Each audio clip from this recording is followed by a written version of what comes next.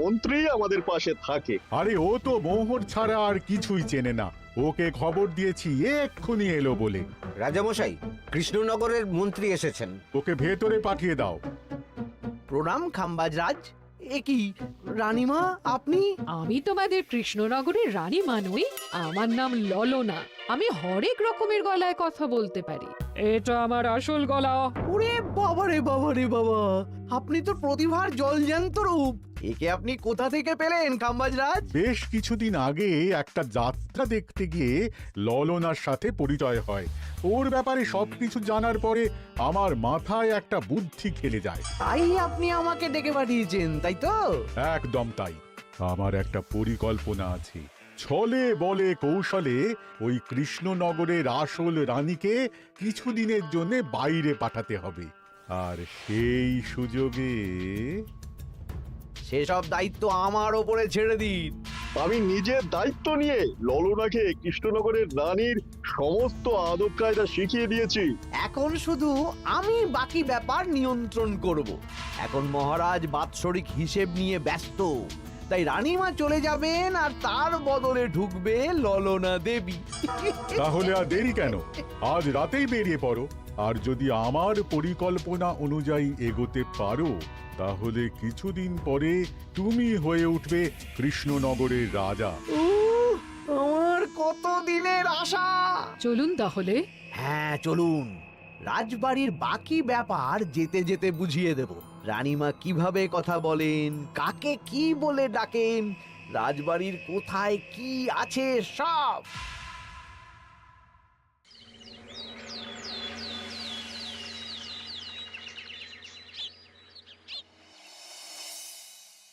কি গো গিন্নি, জ্বরটা নেমেছে? এই জ্বরটা কমেছে, কিন্তু শরীরটা খুব দুর্বল গো। তুমি পারলে ভাতটা রান্না করে রাজবাড়ি যাও। আমি বেলার দিকে এই কিছু একটা তরকারি করব। না না গিন্নি, তোমাকে এই শরীরে রান্না করতে হবে না। আমি তরকারির সবজি কুটে রাখছি। হ্যাঁ, ওই পুটির মাকে বলে রাখবো, ও এসে রান্না করে দেবে। তাহলে তো ভালোই হয়। জ্বরে একেবারে শরীরটা দুর্বল করে দিয়েছে গো। হ্যাঁ, তুমি বিশ্রাম নাও গিন্নি, আমি রান্নাঘরে যাই। কি গোপাল আজকে এখনো এলো না? ও কোনোদিন সময় এসেছে মহারাজ? ওকে তাড়িয়ে আপনি একটা কাককে রাজসভায় রাখলেও সে সময়ে আসবে। আসলে গোপালের গিন্নির খুব জ্বর, আমি দেখে এসেছি। তাই হয়তো ওর গিন্নির সেবা শুশ্রূষা করতে গিয়ে গোপালের দেরি হচ্ছে। তোমাকে আর গোপালের হয়ে কাসুন্দি গাইতে হবে না। এই তোমরা থামো তো। একটু দেরি হয়ে গেল মহারাজ।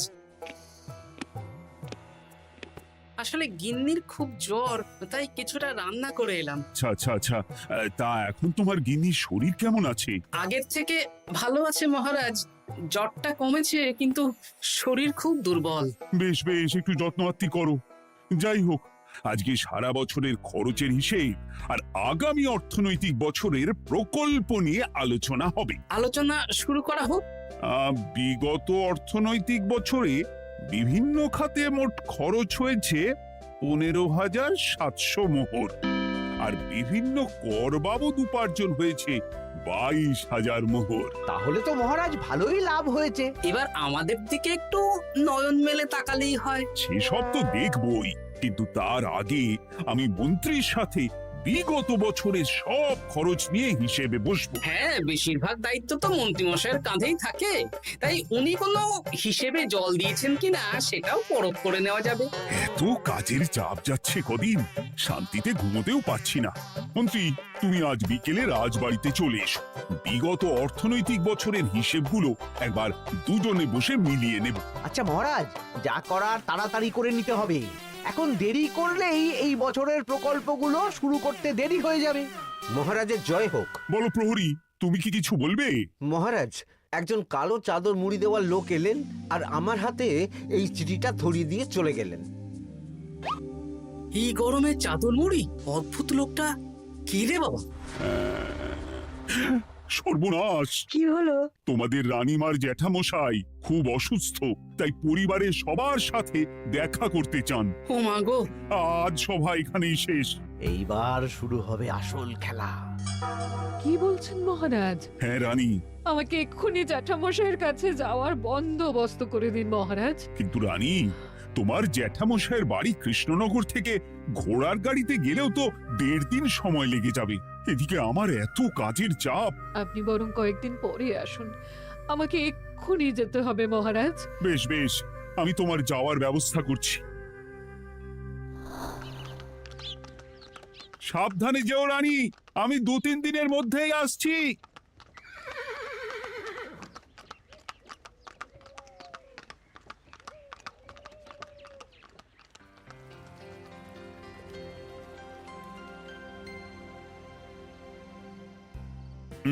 মন্ত্রী, বিগত অর্থনৈতিক বছরে আমাদের পাঠশালার উন্নতির জন্য কত খরচ করা হয়েছিল একটু দেখো তো। সব মিলিয়ে মোট 150 মোহর মহারাজ। কিন্তু আমার এখানে তো 170 মোহর দেখাচ্ছে। 170 মোহর? তা কি করে হয়?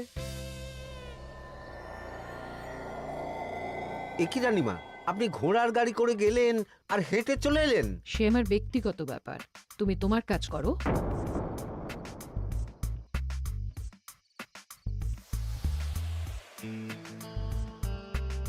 এ কি রানী, তুমি চলে এলে? আমার শরীরটা খুব একটা ভালো লাগছে না মহারাজ, পেটটা কামড়াচ্ছে। তাই সহিসকে বললাম ঘোড়ার গাড়ি নিয়ে জ্যাঠামশাইকে দেখে আসতে, আর আমি বাড়ি চলে এলাম। ও, সহিস এসে খবর দেবে, তারপর আমি আর আপনি দুজনে একসাথে যাব। বেশ বেশ, ঠিক আছে রানী, তুমি বিশ্রাম নাও। বিশ্রাম না, আমি একটু স্নান ঘরে যাব, পেটটা কেমন মোচড় দিচ্ছে। মহারাজ কিছুই বুঝতে পারেনি, মজা জমবে।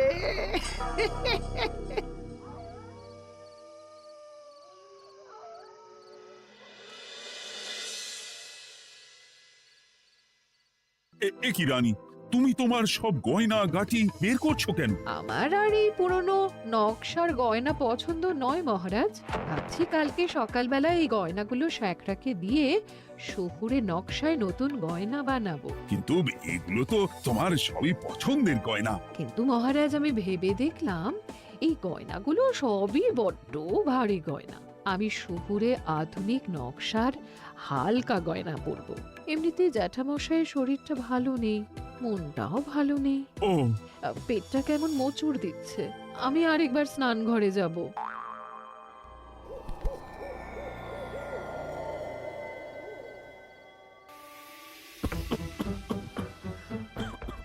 ওই তো মন্ত্রী মশাই এসেছে। উম,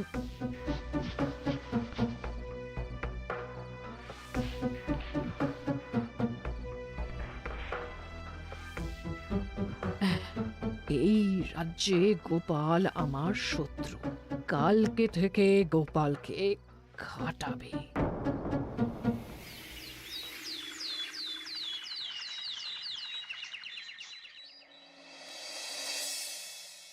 হায় হায় হায়, কি হলো রানী, কি হলো? গতকাল রাতে আমার সমস্ত গয়না চুরি হয়ে গেছে। হ্যাঁ? বলো কি প্রহরী? বলুন মহারাজ। গতকাল রাতে রানীর সব গয়না চুরি হয়ে গেছে। তুমি আরেকজনকে নিয়ে এক্ষুনি খোঁজ করা শুরু করো। যথাজ্ঞা মহারাজ।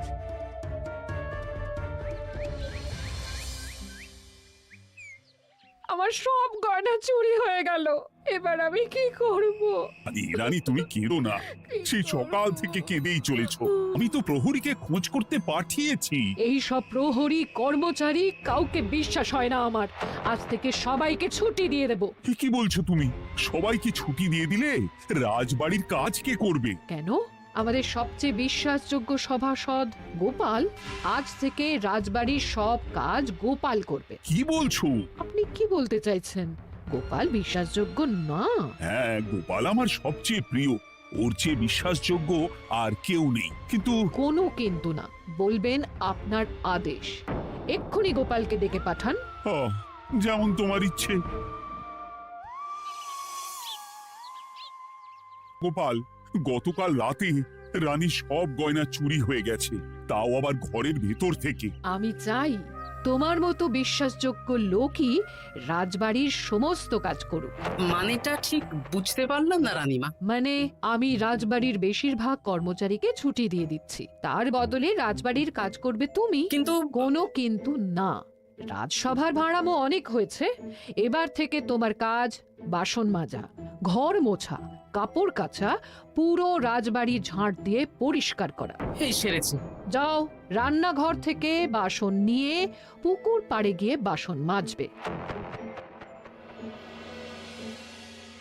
এ কি গোপাল, রাজসভা থেকে সোজা পুকুর পাড়ে? কি হয়েছে নাকি? খুব হাসি পাচ্ছে না? হাসি তো পাবেই, নতুন রানীমা আসার পরে তোমার এই হাল করে ছেড়ে দিল। নতুন রানীমা? না, আসলে ঘটা বলতে চাইছে রানীমা তোমাকে নতুন চাকরি দিয়ে এই হাল করলো। যা হয়েছে ভালো হয়েছে, আমার পেছনে না লেগে নিজের কাজ করুন যান। কোথায় কি বলতে হয় জানিস না নাকি? অভ্যেস নেই তো, তাই মুখ ফসকে বেরিয়ে গেছে।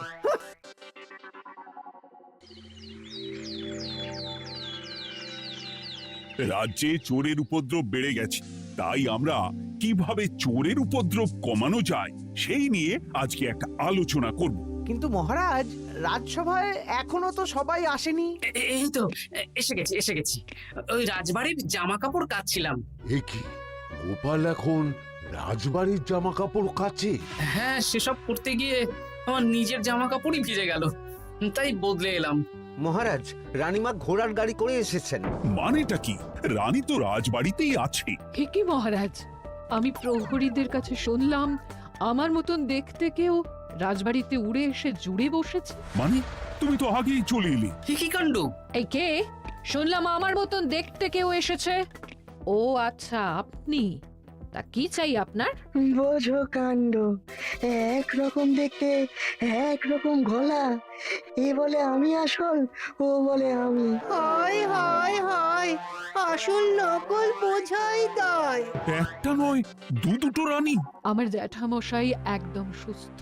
এই মহিলা নিশ্চয়ই ভুয়ো চিঠি দিয়ে নিজের রাজবাড়িতে ঢোকার সুযোগ খুঁজছিল। একদম বাজে কথা বলবেন না। আপনি কে সত্যি করে বলুন। সমস্যা সমস্যা, ঘোর সমস্যা। আমার কোনো পাণ্ডিত্য দিয়ে বুঝতে পারছি না কে আসল আর কে নকল। আমি আসল, বিশ্বাস করুন। আমি তো এই মাত্র এলাম। না, আপনি নকল, আমি আসল। কিভাবে বুঝবো? আমি বলবো মহারাজ, এই যে এই রানী আসল। হ্যাঁ, কিন্তু মন্ত্রীমশাই, আপনি কি করে বুঝলেন? না মানে এই রানীমা তোমার উপরে এত ভরসা করে রাজবাড়ির কাজ করাচ্ছেন, কাউকে বিশ্বাস করেননি, একমাত্র তোমাকে বিশ্বাস করেছেন। এত ভালোবাসা, এত বিশ্বাস কার থাকতে পারে বলো? মানে গোপাল, তুমি রাজবাড়ির কি কাজ করছো? বাসন মাজা, ঘর মোছা, বাগান পরিষ্কার, অনেক কাজ করছি রানীমা। আপনার সব গয়না চুরি হয়ে গেল, তাই কাউকে বিশ্বাস করা যাবে না বলে ওই রানীমা আমাকে কাজে রাখলেন। এই ওই বন্ধ করে একটা উপায় বের করো। বেশ বেশ, আমি ধরে নিচ্ছি দুজনেই আসল। তাই আপনাদের দুজনকে আমি পরীক্ষা নেব, দেখব কে উত্তীর্ণ হন। তাই নাও। আপনারা দুজনেই তো সেনাপতিকে চেনেন, বলুন তো সেনাপতির আসল নাম কি? সনাতন সেন। আচ্ছা, আপনাদের বাপের বাড়ি কোথায়? বিজয়গড়। দূর দূর, গড়গড় করে সবই বলে দিচ্ছে। এভাবে হবে না, অন্য কোনো উপায় ভাবো। বেশ, সেনাপতি তলোয়ার দাও তো। দিচ্ছি। এই নিন, এই তলোয়ার দিয়ে মহারাজকে মেরে ফেলুন। আপনাদের মধ্যে কে মারতে চান বলুন। এসব তুমি কি বলছো গোপাল? মহারাজ আমার পতি পরমেশ্বর, ওনাকে আমি মারতে পারি? আমি স্বপ্নেও ভাবতে পারিনি গোপাল তুমি এই জঘন্য কাজ আমাকে করতে বলবে। আমি নিজের প্রাণের আহুতি দিতে পারি, কিন্তু মহারাজের গায়ে একটা আঁচড়ও দিতে পারবো না। উফ, খাম্বাজরাজ বেছে বেছে এক ধুরন্ধর নারীকে পাঠিয়েছেন, কোনো জবাব নেই। আমি বুঝতে পারছি না মহারাজ, এনাদের হাবভাব, কথাবার্তা, রূপ সবই একরকম। তবে যিনি ঘোড়ার গাড়ি চেপে এখন ফিরলেন, তিনি আসল হলেও হতে পারেন। আমি আসল, বিশ্বাস করুন। বললেই হলো? আসল হলে প্রমাণ করুন। বেশ, আজকে আর মাথায় কিছু আসছে না, আমি কাল আসবো। ততক্ষণ আপনারা দুজনে রাজবাড়ির দুটো ঘরে থাকুন। কি ছক মারিতে পড়লাম রে বাবা।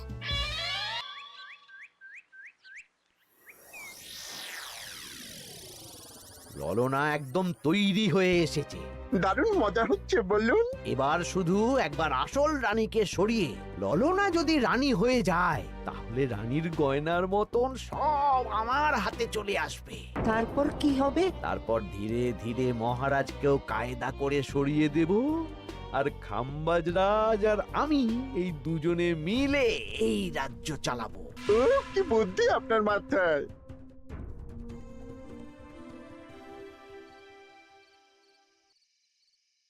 বলছি শোনো না, আমার শাড়িটা একটু ছিঁড়ে গেছে গো। তুমি বাজার থেকে কালকে আমার জন্য একটা শাড়ি নিয়ে আসতে পারবে? হ্যাঁ? আচ্ছা বেশ, নিয়ে আসবো শাড়ি। শাড়ি শাড়ি শাড়ি, এই তো মাথায় বুদ্ধি এসেছে। কাল নয়, আজকেই। গোপাল, তুমি কিছু ভাবতে পারলে? মহারাজ, আপনার দুই রানীকে ডাকুন। আমার তো একটাই রানী। ওই হলো মহারাজ, আসল নকল দুজনকেই ডাকুন। কই গো, একটু বাইরে এসো। বলুন মহারাজ, আপনি ডাকছেন? আচ্ছা, আমি দুটো শাড়ি নিয়ে এসেছি, লাল শাড়ি আর নীল শাড়ি। এই দুটোই মন্ত্রপুত শাড়ি, এক সিদ্ধ পুরুষ দিয়েছেন। কে তিনি? না, সেসব এখন বলা যাবে না, তবে এই শাড়ি দুটো একটা একটা করে ওনাদের দিয়ে দিন। এবার আমি এই শাড়ির বিশেষত্ব বলি। হ্যাঁ বলো গোপাল, বলো। আপনারা দুজনেই আজ রাতে এই শাড়িটা পরবেন, সারা রাত পরে থাকবেন। এই শাড়িগুলো 12 হাত মাপের শাড়ি। আগামীকাল সূর্যোদয় হওয়ার পরে যার শাড়ি 4 হাত কমবে সেই হবে আসল রানী। আচ্ছা বেশ, তাহলে তোমরা দুজনেই এই শাড়ি পরে থাক। কাল সকাল সকাল রাজসভা বসবে, তখন তোমাদের শাড়ি গোপালের কাছে জমা দিও। আচ্ছা। আমি যে নকল সেটা বুঝতে দেওয়া যাবে না। কি করে এই শাড়িটা 4 হাত কেটে ফেলে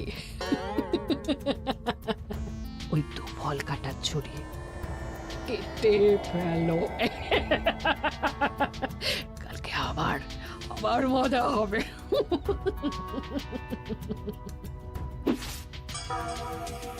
হে ঠাকুর, রক্ষা করো ঠাকুর, আমার শাড়িটা যেন 4 হাত কমে যায়। ঠাকুর রক্ষা করো।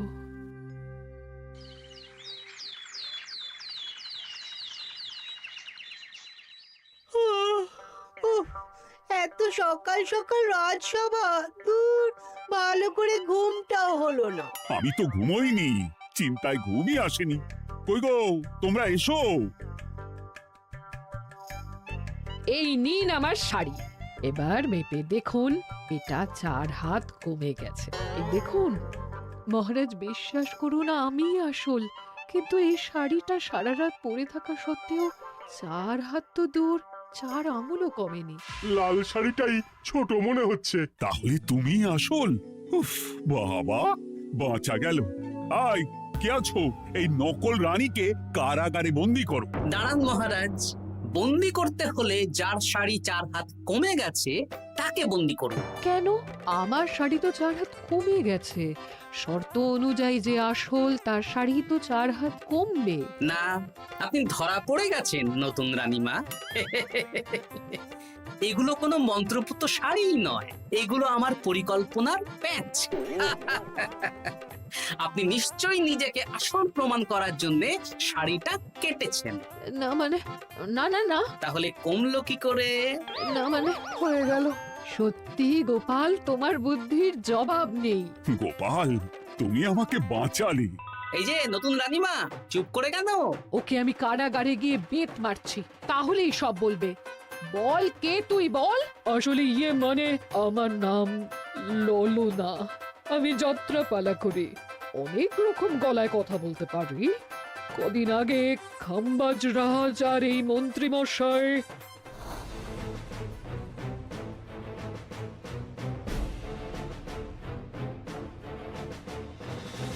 বাহ বাহ বাহ বাহ বাহ, এ তো দেখছি ললনার ছলনা।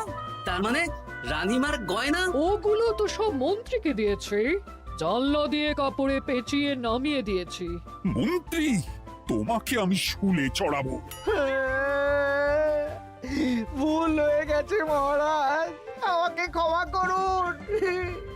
প্রাণে মারবেন না, সব গয়না ফেরত দিয়ে দেবো মহারাজ। তুমি শত্রু রাজ্যের প্ররোচনায় এত বড় ক্ষতি করতে চেয়েছিলে? ক্ষমা করুন মহারাজ, ক্ষমা করুন। সেনাপতি, মন্ত্রীকে 1000 বার বেত্রাঘাত করো।